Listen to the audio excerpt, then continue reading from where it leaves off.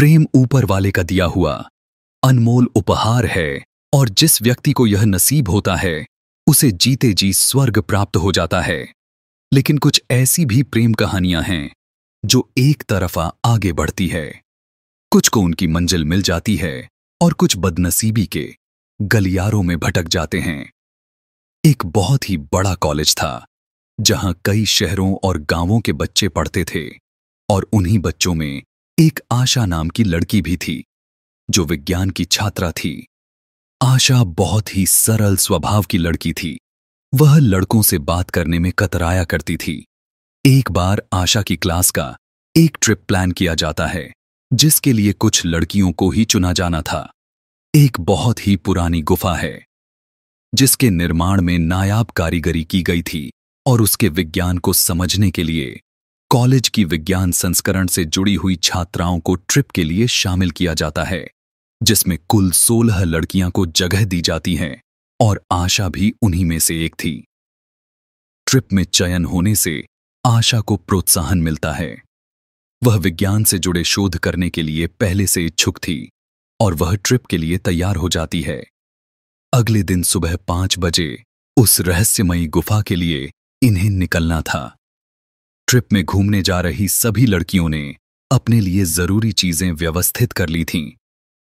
अगली सुबह होते ही सभी लड़कियां समय से कॉलेज पहुंच जाती हैं और जाने वाली बस में जाकर बैठ जाती हैं। कॉलेज के बाहर लड़कियों का यह पहला ट्रिप है और इसलिए सभी छात्राओं के अंदर घूमने जाने की एक अलग ही ऊर्जा है। लेकिन आशा एक अनदेखे खतरे से अनजान थी। वह नहीं जानती थी कि यह ट्रिप उसकी जिंदगी बदलने वाला था। गुफा के लिए सफर शुरू हो जाता है। गुफा का रास्ता पहाड़ के किनारे से होकर जाता था जिसके लिए लगभग 40 किलोमीटर की यात्रा की जानी थी। सफर को रोमांचक करने के लिए सभी लड़कियां बस के अंदर अंताक्षरी खेलते हुए जा रही थीं। सभी के चेहरे खिले हुए थे। बस के अंदर एक महिला शिक्षक भी थी जिन्हें इस ट्रिप का मेंटोर बनाया गया था और उन्हें गुफा के अंदर मार्गदर्शन देने की जिम्मेदारी दी गई थी। 1 घंटे के सफर के बाद बस गुफा के सामने पहुंच जाती है। यह गुफा पहले से ही लोगों में डर के लिए बदनाम थी, इसलिए यहां ज्यादा लोग नहीं आया करते थे। इसलिए यहां दूर दूर तक कोई व्यक्ति दिखाई नहीं दे रहा था। बस का ड्राइवर सभी को उतारकर बस गुफा के बाहर खड़ी कर देता है और वह उसी बस में आराम करने लगता है। महिला शिक्षक सभी लड़कियों को लेकर गुफा के अंदर प्रवेश कर जाती है। जैसे जैसे लड़कियां अंदर जा रही थीं, सभी की घबराहट बढ़ती जा रही थी। गुफा के अंदर कई पक्षियों ने अपना ठिकाना बनाया हुआ था और इनके जाने से पक्षी मंडराने लगते हैं। गुफा एक विशाल पहाड़ के बीचों बीच बनाई गई थी जो अपने आप में ही एक रहस्यमयी कारीगरी का नमूना थी।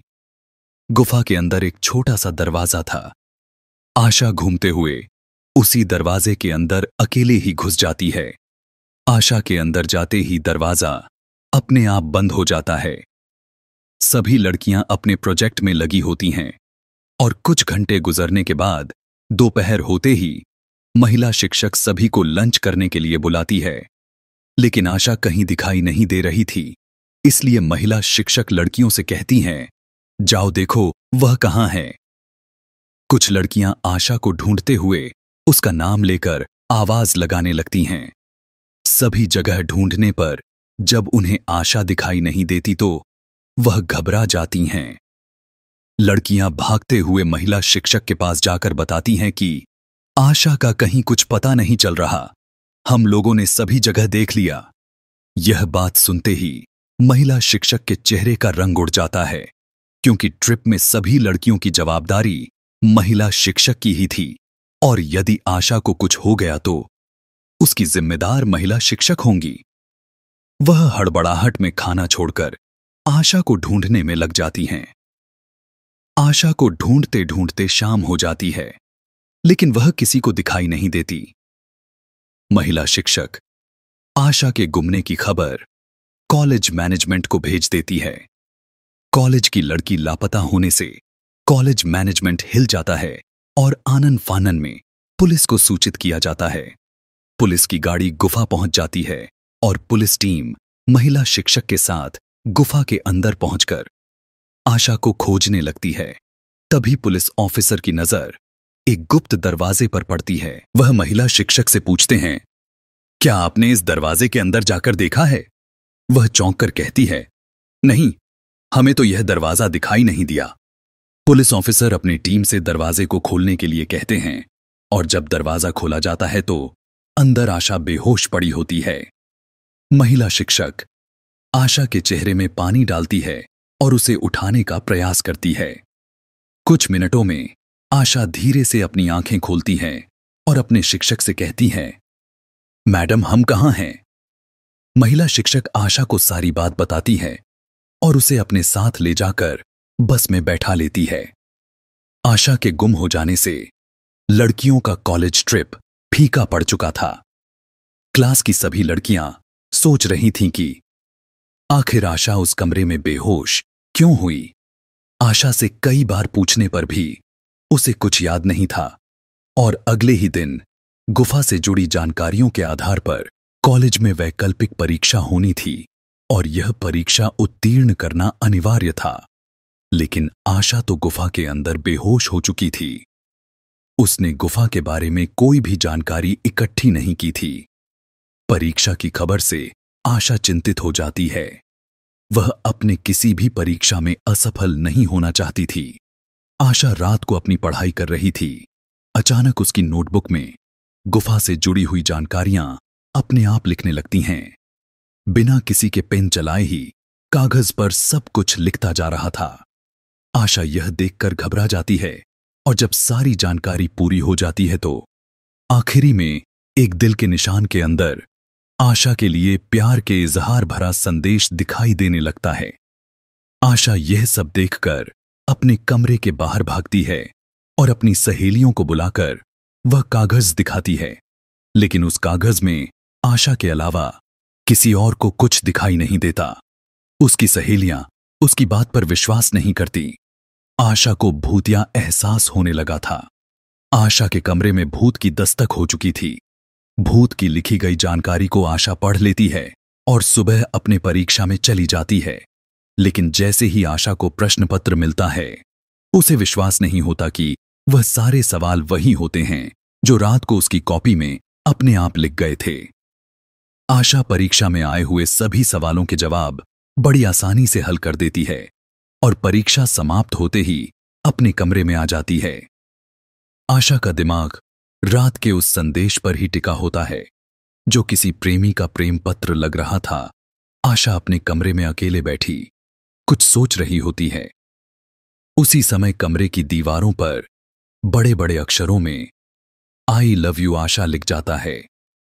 आशा तुरंत बगल वाले कमरे से छात्राओं को बुलाती हैं और उन्हें दीवार में लिखा संदेश देखने को कहती है, लेकिन इस बार भी वह संदेश केवल आशा को ही दिखाई दे रहा था। आशा अपने कमरे में परेशान बैठी रहती है। पीछे से कोई उसके बालों में हाथ फेरता है। आशा तुरंत अपने कमरे में खड़ी हो जाती है। उसे कमरे में किसी के मौजूदगी का एहसास होने लगा था, लेकिन आशा इस बात से अनजान थी कि भूत की प्रेम कहानी शुरू हो चुकी थी।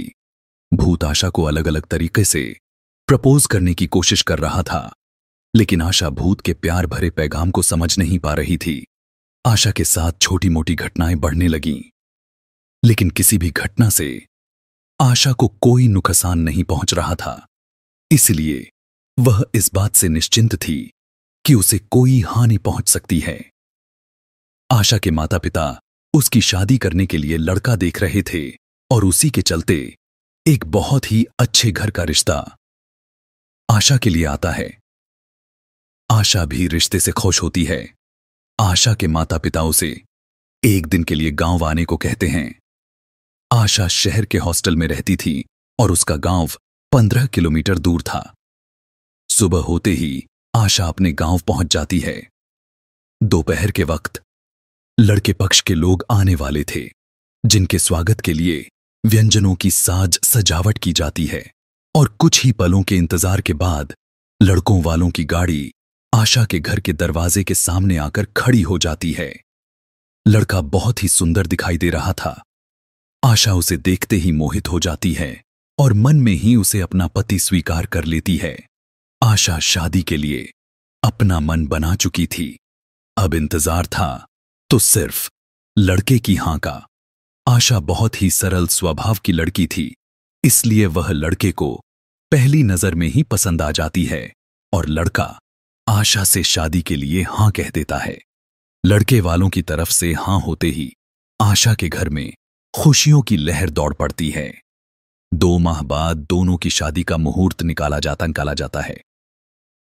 लड़के वाले आशा की ओली में कुछ पैसे और उपहार डालते हैं। आशा इस रिश्ते से बहुत खुश होती है, लेकिन आशा की खुशियां कुछ ही क्षणों की मेहमान थी। एक फोन कॉल से आशा की दुनिया उजड़ जाती है। जैसे ही उसे पता चलता है कि जिस लड़के से रिश्ता तय हुआ था, कुछ ही दूर जाने के बाद उसकी गाड़ी का एक्सीडेंट हो गया है और उस लड़के की मौत हो चुकी है।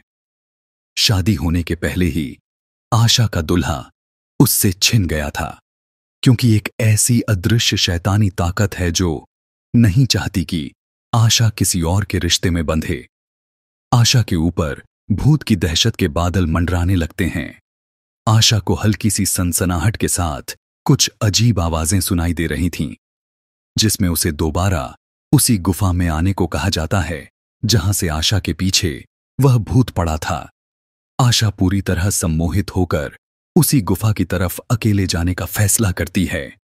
आशा अपने घर से कॉलेज के नाम पर निकल जाती है, लेकिन वह सीधे गुफा की तरफ जा रही बस में बैठ जाती है और 1 घंटे के सफर के बाद वह गुफा के सामने पहुंच जाती है। गुफा के अंदर प्रवेश करते ही आशा को सामने एक भूतिया प्रतिबिंब नजर आता है जो आशा की तरफ गुलाब का फूल लेकर बढ़ रहा था। आशा अपनी जगह में मोम के पुतले की तरह खड़ी हो जाती है।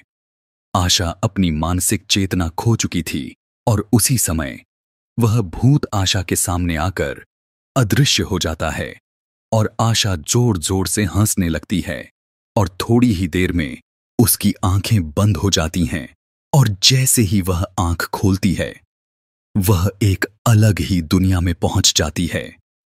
आशा एक भूत की बाहों में बाहें डालकर खूबसूरत मौसम का लुत्फ उठा रही थी। आशा को ऐसा लग रहा था कि जैसे उसे स्वर्ग मिल गया हो। आशा इस माहौल को कभी खत्म नहीं होने देना चाहती थी और देखते ही देखते आशा को इसी माहौल में रहने की आदत हो जाती है और वह हमेशा हमेशा के लिए अपनी ही दुनिया में भूत की प्रेम कहानी का सार बन जाती है। आशा को इस माहौल में रहते हुए कई साल गुजर चुके होते हैं। दरअसल उस दिन के बाद से आशा अपना मानसिक संतुलन खो चुकी थी। कई जगह उसका इलाज करवाने के बाद जब उसकी दिमागी हालत में सुधार नहीं हुआ तो उसके परिवार वालों ने उसे पागल खाने में भर्ती कर दिया था, लेकिन वह आज भी अपने प्रेमी भूत के साथ प्यार के समुंदर में गोते लगा रही है। आशा के इसी भूतिया रहस्य के साथ यह कहानी समाप्त हो जाती है।